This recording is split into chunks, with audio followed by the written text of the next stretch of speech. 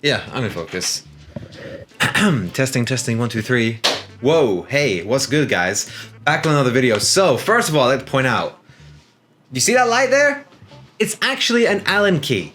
Do you see that? It's limited edition from IKEA. Let me say that into the mic. Limited edition from IKEA. Oh, just put my Zeppin Micro 2 slider back there. Hello, Arlo. He's below my desk, hence I'm down here. What's good, guys? In today's video, I'm gonna be going over lenses, their importance, and how they can literally define your film in a way, define your video. I recently shot a spec ad for Nike using the Vazen 40mm Anamorphic lens for Micro Four Thirds mount.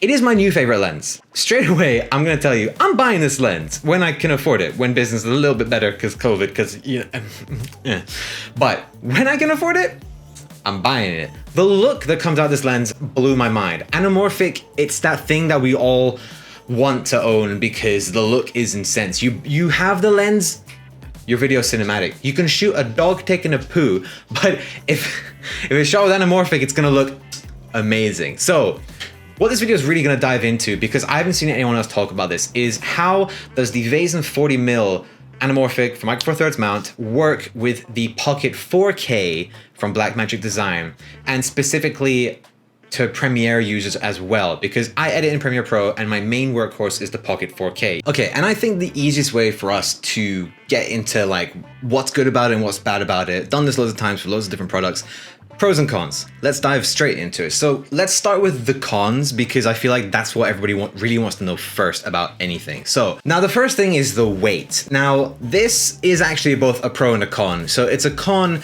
because it's heavy, right? If you're shooting with a Pocket 4K, or if you're used to shooting with smaller rigs that are lighter, maybe you have IBIS, right? But you know, let's keep it to the Pocket 4K, right?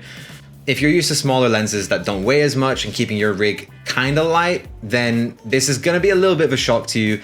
And this lens did strain my arm as the day went on. It wasn't like it was unbearable, but when we were walking from location to location, I did end up just kind of holding it in both hands, because rather than like destroy my arm just from carrying it, to then also have to use that arm for filming and stuff, I'd rather save the energy and just hold it like a baby. Hold it like a baby.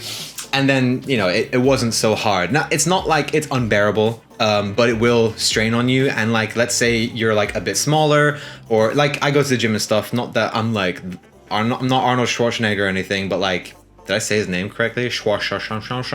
I'm used to lifting some stuff, so carrying this, it was fine, but because I was carrying it all day, it did start to strain on my arm a bit, so make sure you change up the arm you're using. I have a Peak Design strap that I just like snap onto my wrist, and so I mainly kept it on my right hand for safety, like, so that's why my right arm just kept getting tired. So in the end, I'd hold it like a baby, but like this, and it was still clipped in. Anywho, that's weight. The pro side of it though, I'll come to later. Now the next con is the focus ring size. Now, again, this is also a pro and a con, but for the con side, the focus ring being so big makes it very difficult to pull focus if you're using your hand.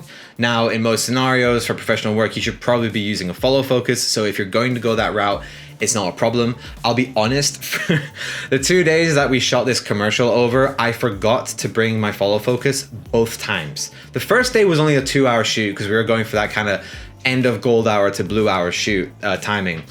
And I was like, oh, just don't forget it tomorrow. Because the next day, the second day, was going to be like a fullish half day shoot, like 4 or 5 hours.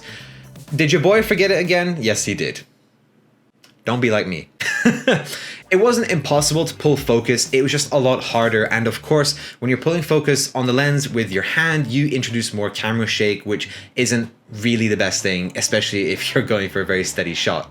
Now, the third con, which isn't the biggest deal in my opinion, but it is something that you should be aware of, is there are no filter threads on front of the lens. It's the only reason I mention it is just because the other two lenses in the Micro Four Thirds set do have threads. For whatever reason, I think because they made this lens first and then they're like, oh hey, we forgot that, whatever. But it's not that big a deal because all you need to do is slap a matte box on there and you're good. But it is something to know in case you really want to stick to your screw-on thread systems and you don't want to invest into a matte box and then matte box sized filters and ND filters and stuff like that, because those are expensive, but you can always rent, which is what I did for this project. Okay, now here's where the Pocket 4K specificness comes in. This lens is not the best for a 16:9 sensor for a 1.8x anamorphic squeeze. Let me explain. Anamorphic lenses work perfectly with 4:3 sensors, so they're a bit more squarish, right? So Reds have this, the GH5 has this, the Z cams have this as well. So the end result when shooting on a 4:3 sensor is you get the correct aspect ratio you're going for, which is typically like 2.35:1 or 2:1, 2.35:1. However you pronounce that phrase, aspect ratio. When you're shooting with the Pocket 4K, it ends up coming out like this, which is like very wide, right? So obviously it's borderline too wide. Like, I think it looks cool, but at the same time, it's like, unless you're blowing it up onto a large screen, which, let's be honest, you're watching this on your phone right now, it's probably not going to play back too well. It's going to be too small, too large of black bars on top and bottom, so it's going to be harder to appreciate everything you shot, which means you need to crop the sides off. Now that means you end up losing a lot of data, information from your shot and stuff like that. If you shoot knowing you're going to cut that off, which is what I did, I don't think it's too big of a deal. But the problem a lot of people have pointed out is that you're losing resolution. Now, of course, the Pocket 4K does have an anamorphic shooting mode where it takes all of this stuff into account. But again, it's the resolution problem, because then you crop down to 2.7K.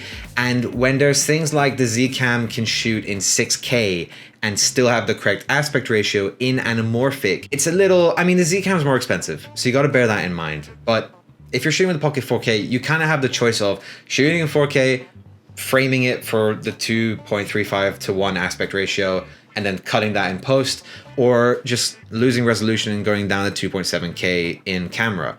I haven't tried the 2.7K anamorphic mode, so you guys let me know in the comments below if you have given it a shot. I don't have the lens anymore, so I can't try it out, but I don't know. For me, I wanted to go higher resolution, so that's what I stuck to. Now, the last con, which is specifically to Premiere Pro users, is there is no 1.8x DSqueeze option. Premiere can do 1.33, it can do 2x, but there's no 1.8, which confuses me a bit, because other programs can do it. DaVinci Resolve can do it, which is probably what I should have edited in Adobe, but I don't get what, I just, like, there's so many 1.8x lenses. Why is there no 1.8x DSqueeze option? Now, unfortunately, this meant, because this was also my first time shooting in anamorphic and working with anamorphic footage, I didn't get the DSqueeze completely correct. I did it manually in post and it looked correct to my eyes. I did some research online to what other people were doing. I tried out their methods and didn't really work out too well, but it got me close. But of course, it isn't exact. I've had a couple people point out, that's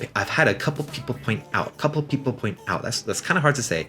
I've had a couple of people point out, oh, the DSqueeze is a little bit off. And frankly, I'm just glad it's only a little bit, considering it's my first time using anamorphic lenses and shooting with in anamorphic modes and anamorphic footage and all that. I think it came out really well, and frankly, the image is insane anyways. I'm still happy with it. Okay, now let's quickly go through the pros, because this is already a 12-ish minute recording. Nice job, MC. All right, so like I said before, the weight is also a pro.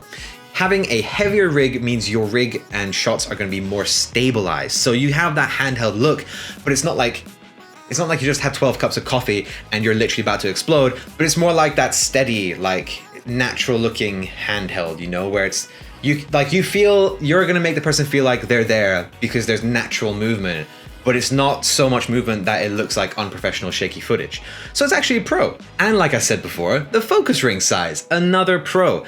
It lets you be way more precise because it's so much larger. I think it's like a 300-degree throw or a 270-degree throw or something like that. So when you're pulling focus, instead of like with this lens, when I turn it like maybe an inch, I suddenly go from being ever so slightly almost in focus to all the way behind my head, out of focus. When you make that small adjustment in like an inch turn or something, it's gonna be way more precise because the focus ring is so much larger. It works a lot better when you're using a follow focus system, and your focus puller or yourself, if you're doing it yourself, can be way more precise with the focus pulling. It's really, really good. So I've said this already, but the look that comes out of the lens is insane.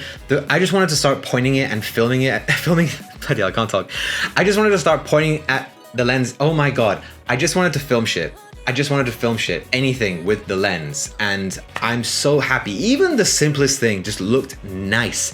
The bokeh behind the subject that's in focus, the way it's like stretched a little bit, the contrast, the flares, and the flares aren't even, they're not over the top. They're actually very like nice and I think natural looking, but also very, very cinematic, of course, because we all want lens flares, don't we? I love the look that comes out of this lens, which is the main reason that I want to buy this lens. It's kind of reminiscent to the ARTLIST Orion Anamorphic. The look of the ARTLIST Orions is more like, it's stronger. It's a 2x DSqueeze as well, but I was like, wow, I'm getting like that look. It looks so cool. So the look is definitely a pro. Now, some of you may think this next point is not a pro, but it definitely is when you consider it's an anamorphic lens, like a true anamorphic lens, not this this brand, but like proper anamorphics that work really, really well. The price of this lens is £3,000, $3,000-ish dollars, or it's approximately that. It'll be on the screen, you know, as I say it anyway. And for an anamorphic lens, that is insanely affordable. Now, of course, it's from Micro Four Thirds, and that's why it's so much cheaper. They do have full frame equivalents for this now from Vazen, and they are more expensive. I think they're like a 8,000 or whatever. The price will be here anyway. For an anamorphic lens, like when you think about an anamorphic lens, like the Cooke anamorphic lens sets, those things are like 50 grand per lens. 50,000 per lens. You can buy a Tesla with all the bells and whistles for the price of that one lens. Like it's insane to think about. So when you look at what these lenses offer and their price point and like the build quality and everything, it's really, really solid. It's insane that it only costs 3K. Like that's just insane. And now the very last point, this is kind of just like a little like, it's like half a point of anything, but it does make your rig look way more professional. A bigger lens, you have to slap a matte box onto it, which adds even more professionalism of a like look to it. It makes you and your rig look more professional, which is always welcomed when like in this industry, because you know, impressions do matter. When your client sees, oh wow, they've got a really big rig, like big camera, big lens, matte box, and all these things coming out of it. Wow, they're so professional. Rather than it just being like, hey, I'm here with my small mirrorless camera. No offense to any of you, but I'm just saying, right? Optics, they matter, right? So, you know, that's like another like 0.5 of a point, little salt and pepper on. I'm really trying to make that salt and pepper seasoning shit a joke with this channel. So overall, what do I think of this lens? I think it's kind of obvious. I love this lens. If you have the budget and you have a Micro Four Thirds camera and you kind of want to have a step up from your Canon L series lenses, your Samyangs or your Rokinons, you know, your cine lenses, but they're a bit basic, I would 110% recommend this lens. Now, they did not send me the lens, right? I paid for this lens. I rented it out from a rental house down in London. They sent it up here and I sent it back. I paid for everything myself, but I genuinely love the lens. If I had it now, if they sponsored me, I would make every video about them.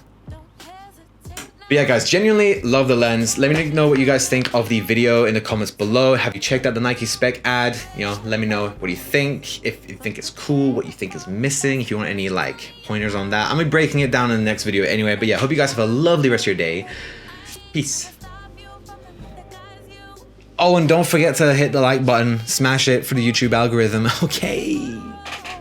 Little did you know.